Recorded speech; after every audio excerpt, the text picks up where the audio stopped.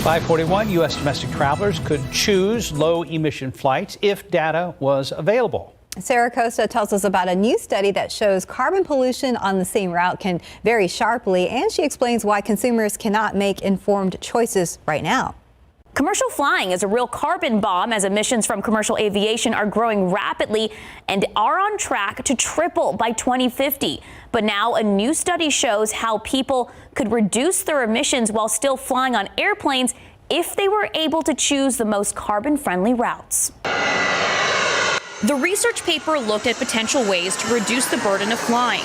Researchers at the International Council on Clean Transportation analyzed the carbon footprints of the 20 most popular U.S. domestic plane routes in 2019. According to The Guardian, it finds that on average, the least emitting itinerary on a route can emit 63% less carbon dioxide than the most emitting option and 22% less than the route average.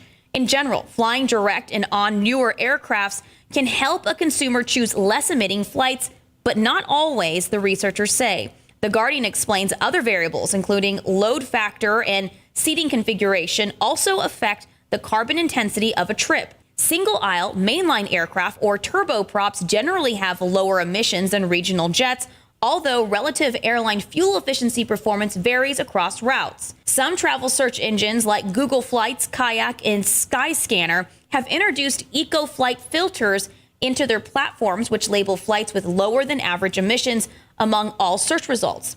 But the absolute CO2 emissions for each itinerary are not currently shown. That's why researchers say making emissions data public would help consumers make informed decisions. Researchers say policymakers could help by requiring that airlines disclose emissions by flight and requiring audits to ensure the accuracy of reported data.